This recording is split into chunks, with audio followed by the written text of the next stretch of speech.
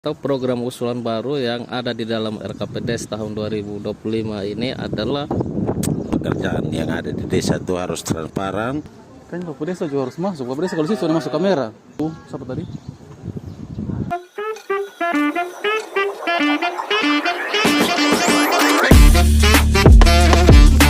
Baik pemirsa, kami baru selesai kelas mengenai RKPDes. Kelas hari ini hari kedua. Hari kedua kegiatan atau hari ketiga? Hari ketiga. Jadi kami baru saja selesai kelas tentang RKPDes yang dibawa oleh Ibu Gelenggu. Ya, kelasnya cukup interaktif. Di sini telah hadir 3 narasumber, yaitu dari Sekretaris Desa Pak Wilmindo Koten dan juga BPD Pak Oktavianus Muda sama Kepala Desa Bapak Abraham Bunga. Kita akan sedikit sharing bagaimana mengenai RKPDes. Lebih tepatnya sharing tentang materi yang kita baru saja ikuti tadi, kurang lebih 1 jam. Tadi juga ada paparan contoh mengenai RKPDes dari berbagai desa. Jadi bagaimana menurut pandangan atau pendapat dari Pak Wilmindo Koten selaku Sekretaris Desa? terima kasih Pak Miguel ya.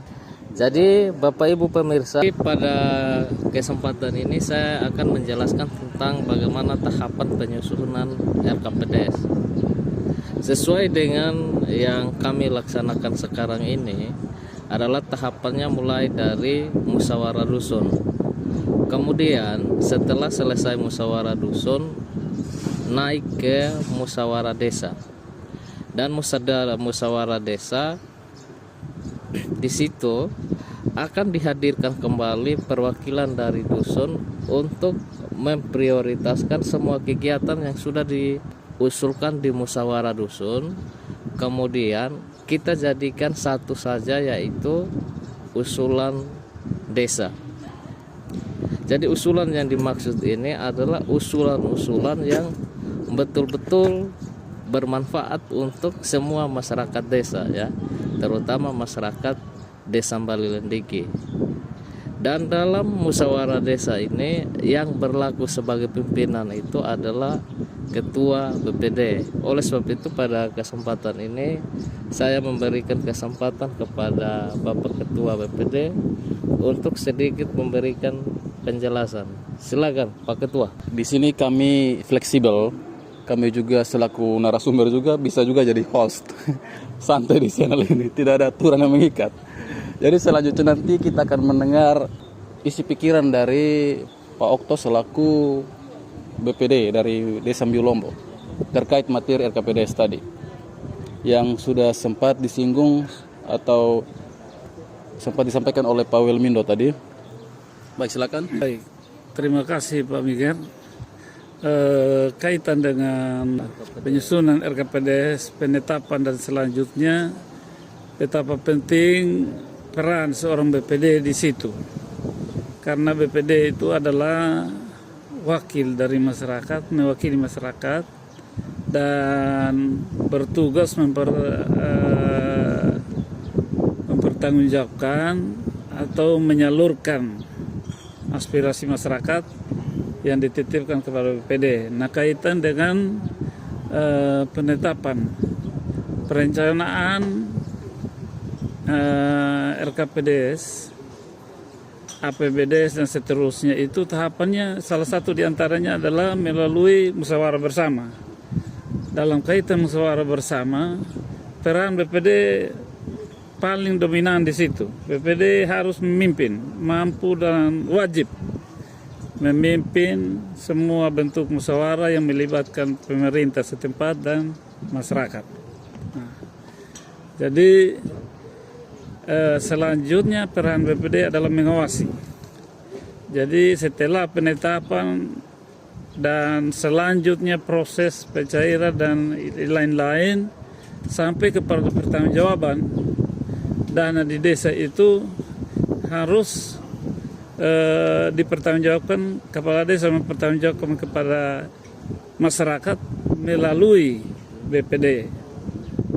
Saya kira ini untuk sementara sebagai gambaran supaya kita paham proses perencanaan penyusunan APBDes dan sampai kepada pelaporan dan seterusnya. RKPD sendiri itu kepanjangannya? Rencana Kerja Pemerintah Desa, Bapak Biga. Ya, rencana kerja pemerintah desa. Yang saya mau tanyakan itu unsur-unsur yang hadir di situ saat musyawarah itu apakah ada batasan dari masyarakat, unsur apa-apa saja, unsur mana-mana saja atau seperti apa? Terus kemudian tempo waktu penyusunan RKPD itu biasanya dari kapan sampai kapan? Unsur-unsur yang bisa hadir di dalam atau terlibat di dalam musyawarah tersebut, saya akan menjelaskan kembali tim penyusun RKPDes ini ya. Jadi tim ini adalah tim yang dibentuk oleh kepala desa untuk menyusun rencana kerja pemerintah desa selama 1 tahun yang terdiri dari pemerintah desa, kemudian unsur-unsur atau perwakilan daripada masyarakat. Dengan gambarannya seperti ini, yaitu pembina daripada tim itu adalah kepala desa sendiri, kemudian ketua adalah sekretaris desa, dan anggota-anggotanya adalah unsur atau perwakilan masyarakat. Dan perencanaan kerja ini biasanya dilaksanakan 6 bulan sebelum tahun berjalan ya. Dan untuk mendapatkan gambaran yang lebih jelas, saya berikan kesempatan kepada Bapak Desa untuk bisa menjelaskan. Silakan Bapak Desa. Terima kasih atas waktu dan kesempatan. Tadi sudah dijelaskan tentang tahapan-tahapan dalam penyusunan RKPDS, bahkan bagian-bagian atau unsur-unsur yang terkait di dalamnya dalam menyusun rencana kerja tahunan itu. Sedangkan sementara ini kita ada di Hotel Neo Aston dalam rangka mengikuti pelatihan peningkatan kapasitas aparatur desa dari tanggal 11 sampai dengan tanggal 16 yaitu selama 4 hari di Kupang. Dalam kegiatan pelatihan peningkatan kapasitas ini lebih tekankan ke tentang pengelolaan dana desa. Ini sebagai satu peningkatan di mana walaupun materinya kita sudah tahu, tapi ya mungkin ya terkadang di dalam pelaksanaan kegiatan di desanya ya mungkin karena persoalan sumber dayanya kurang atau sehingga banyak kekurangan, sehingga lewat pelatihan ini kita lebih dimantapkan kembali, diingatkan kembali supaya pelaksanaannya betul-betul melalui prosedur yang benar. Lewat kegiatan ini, setelah teman-teman pulang ini mendapat satu bekal yang mana akan dilaksanakan di tempat kerja masing-masing, di desa masing-masing. Dalam pelatihan pelatihan peningkatan perangkat ini yang hadir, yang ikut dalam kegiatan pelatihan ini sebanyak 112 desa di Kabupaten Rotendao. Setelah mengikuti kegiatan ini, setelah pulang kami akan bekerja sesuai dengan apa yang kami peroleh lewat kegiatan pelatihan ini, lewat narasumber tenaga ahli yang mana ditunjuk sebagai instruktur dalam memberikan pelaksanaan pelajaran sebagai bekal untuk kami sebagai perangkat. Baik, Bapak Desa Mbalil Neki sudah menseringkan tentang kegiatan selama beberapa hari di Hotel Neo ini terkait pelatihan keuangan dan sebagainya. Tapi yang sisi yang menarik ini adalah tentang RKPDS ini. Menurut saya RKPDS ini lebih ke tindakan begitu, tindakan penyusunan kegiatan, perencanaan kegiatan yang akan dilangsungkan selama kurang lebih 1 tahun ke depan. Kira-kira selama pengalaman RKPDS di Desa Bali, mungkin kita akan bersinggungan dengan BPD. BPD itu kan merupakan, kalau tidak salah, mitra daripada masyarakat. Iya, perwakilan masyarakat sekaligus juga mitra dari BPD dengan kepala desa itu merupakan mitra ya. Apakah dengan kehadiran BPD itu cukup membantu saat proses musyawarah terkait penyusunan RKPDS? Kehadiran BPD itu sangat membantu karena BPD itu sebagai mitra dan sebagai di dalam perencanaan BPD itu harus ada karena yang melaksanakan musyawarah dusun desa itu adalah BPD sebagai pimpinan musyawarah, dan setelah dimusyawarahkan tentu yang melaksanakan adalah bagian pemerintah desa. Dan tentu berbicara tentang RKPDS sebagai dasar kerja untuk rencana kerja tahunan, tentu di dalam penyusunan RKPDS itu sendiri mengacu pada RPJMDes desa, yaitu mau dibilang buku suci desa lah. Itu sebagai rencana pembangunan jangka menengah desa. Sehingga di dalam penyusunan RKPDS itu sendiri tidak boleh keluar daripada yang ada dalam buku RPJMDes tadi itu sendiri, sehingga tidak menimbulkan salah kerja. Sehingga di sini kami diberikan pelajaran. Saya saat ini sedang memposisikan diri sebagai masyarakat, iya masyarakat. Jadi saya juga penasaran gitu. Jadi selama pengalaman RKPDS yang lalu-lalu, kita dengar dulu mungkin tanggapan dari BPD, Bapak Anus, Bapak Oktavianus, mungkin ada tambahan terkait pengalaman RKPDS. Berkaitan dengan perencanaan, mulai dari perencanaan, tahapan RKPD sampai penetapan, sampai usulan dan lain sebagainya, itu dari sisi seorang BPD sangat penting.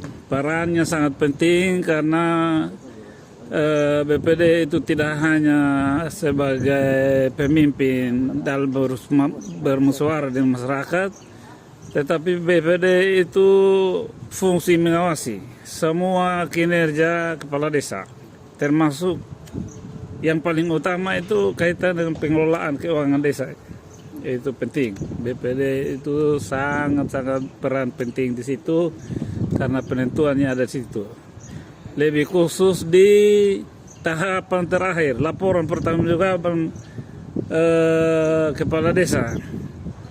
Itu ada saat-saat tertentu jika pengelolaannya dinilai oleh BPD bahwa menyimpang, maka BPD tidak menyetujui laporan kepala desa dengan dibuktikan dengan tidak menandatangani laporan pertanggungjawaban kepala desa, dan itu pernah terjadi di Desa Bilombo ya 2 tahun lalu. Kasusnya seperti apa? Kasusnya karena sebelum pertanggungjawaban kepala desa, 3 hari sebelum pertanggungjawaban forum pertanggungjawaban dilaksanakan, dokumen penggunaan dana di desa untuk 1 tahun itu sudah diberikan kepada BPD untuk BPD mempelajari, dan ternyata dari hasil audit BPD ada hal-hal yang tidak sesuai dengan perencanaan awal. Baik, itu mungkin pengalaman yang menegangkan saat 2 tahun lalu. Ya, mungkin kita coba dengar seperti apa dari Bapak BPD. Jadi seperti yang saya bilang tadi bahwa prosesnya sudah selesai dan sudah kembali normal. Harapan kami bahwa untuk tahun-tahun selanjutnya, tahun ini dan seterusnya, pengelolaan sesuai dengan prosedur hukum dan bisa dipertanggungjawabkan di forum teristimewa di depan BPD sebagai wakil dari masyarakat. Dan tentu kalau sesuai dengan prosedur hukum, ya BPD mau tidak mau menyetujui dan membubuhkan tanda tangan di semua dokumen pelaporan terakhir dari Kepala Desa. Saya kira ini beberapa hal yang perlu saya sampaikan. Baik, selanjutnya ada unsur penting di situ adalah unsur ketua. Bagaimana peran ketua saat musyawarah penyusunan RKPDes? Mungkin kita akan dengar sharing dari Pak Welmindo selaku ketua ya. Ya, selaku ketua. Saya sebagai ketua dalam tim penyusunan RKPDes ini, tugas utama saya itu adalah bagaimana supaya memastikan dokumen ini bisa terselesaikan dengan cepat waktu, artinya sesuai dengan waktu yang sudah ditetapkan di dalam peraturan perundang-undangan. Yang kedua, memastikan bahwa semua usulan masyarakat itu bisa terjawab dalam RKPDes ini. Mengapa? Supaya dalam perencanaan untuk, ya ini kita berbicara tentang perencanaan tahun 2025 ya. Jadi untuk perencanaan tahun 2025 ini, bagaimana supaya semua kepentingan dan permasalahan yang ada di desa itu bisa terjawab dalam dokumen RKPDes ini. Dan yang terakhir yang kita harapkan adalah bagaimana supaya lewat penyusunan dokumen ini masyarakat di Desa Mbalilendiki khususnya ya bisa sejahtera sebagaimana visi misi Kepala Desa Mbalilendiki yang tercantum di dalam rencana kerja jangka menengah Desa Mbalilendiki, yaitu tahun 2021 sampai dengan tahun 2027. Baik, menarik kalau ngomong tentang 2025 itu artinya 1 tahun ke depan. Mengenai RKPDes itu juga terkait dengan program. Berbicara mengenai 1 tahun ke depan, saya selaku perwakil dari masyarakat juga pasti penasaran. Ada program baru atau ada hal baru yang diusulkan lewat BPD mungkin? Ada hal baru atau program baru mungkin? Oh ya. Iya, telah hadir juga salah satu perwakilan masyarakat. Bagaimana tanggapan Dari program pemerintah yang ada, saya sebagai perwakilan dari masyarakat hanya mengingatkan kepada pemerintah bahwa transparansi di dalam pengusulan pekerjaan yang ada di desa itu harus transparan, akuntabel, agar masyarakat itu lebih mengetahui apa yang diprogramkan, apa yang diusulkan oleh masyarakat itu bisa diprogramkan oleh pemerintah desa. Oleh sebab itu pada tahun 2025 pemerintah lebih mendekatkan program itu kepada masyarakat dan menyentuh langsung kepada masyarakat. menarik hal baru atau program baru mungkin yang akan dieksekusi di tahun 1 tahun ke depan ini? Tentu pasti masyarakat juga penasaran apa kira-kira ada yang hal baru yang kira-kira tujuannya apa, mungkin bisa disampaikan atau bisa dibukakan di lewat sini. Ya, jadi hal baru atau program usulan baru yang ada di dalam RKPDes tahun 2025 ini adalah kita masukkan program untuk ulang tahun desa ya. Ulang tahun desa, karena selama ini yaitu dari pemekaran desa, yaitu kalau tidak salah itu tahun 2020-2011 sampai dengan hari ini desa-desa di kecamatan kami itu tidak pernah melaksanakan ulang tahun desa. Jadi dengan melaksanakan ulang tahun desa ini kita mengharapkan supaya lewat kegiatan ini bisa meningkatkan ekonomi masyarakat di desa, terutama semua desa di Kecamatan Daunuse. Bagaimana cara peningkatan ekonominya? Yaitu kita bisa mengundang masyarakat dari desa lain di luar dari wilayah Pulau Dao. Kalau mereka datang ke Pulau Dao, pasti mereka datang dan bawa uang dan habiskan uang di Pulau Dao. Menghabiskan uang di Pulau Dao berarti masyarakat Pulau Dao yang dapat uang. Kira-kira seperti itu, Bapak Miger. Itulah program baru yang kita masukkan pada tahun 2025 ini. Baik, program itu saya rasa cukup menarik, dan untuk pembahasan lebih lanjut mengenai program itu nanti kita akan bahas di sesi berikut. Dan tentu kita juga penasaran dari Desa Ambiulombo sendiri, mungkin sudah didengar oleh Bapak BPD terkait program baru atau program terbaru ya. Ya mungkin sudah dirancangkan oleh Desa Ambiulombo, mungkin bisa disampaikan oleh Bapak Okto selaku BPD. Saya kira untuk sementara kita sepakat satu kecamatan itu program baru yang seperti yang Bapak Willy sampaikan tadi, kita seragamkan. Ada 5 desa itu perjuangkan itu dulu. Kita lihat dulu perkembangan untuk tahun 2025 seperti apa. Nanti kita akan lanjutkan dengan program lain di tahun berikutnya. Apakah disatukan atau dipisah? Kan ada 4 desa di satu pulau itu, ada 1 desa yang terpisah. Total ada 5 desa di satu kecamatan Daun Nusa itu. Apakah 4 desa itu dibuat gabung atau pisah untuk ulang tahun desanya? Karena kegiatan ini cukup menarik. Manfaatnya kita bisa bayangkan bahwa sangat bagus ke depan. Saya kira untuk hal itu tinggal kita menyepakati saja. Kalau memang memungkinkan untuk 4 desa itu gabung, tinggal komunikasi untuk 4 desa. Tapi kalaupun tidak memungkinkan, masing-masing desa tetap akan perjuangkan dan lakukan. Baik, kita akan lanjut ke sesi berikut atau part berikut, bahas mengenai hal tadi. Sekian dari bincang-bincang kami yang sederhana ini. Semoga bisa dapat informasi dari hasil kegiatan kami, dan lebih bagusnya adalah harapannya adalah bisa dilakukan di praktik desa. Baik, sampai jumpa.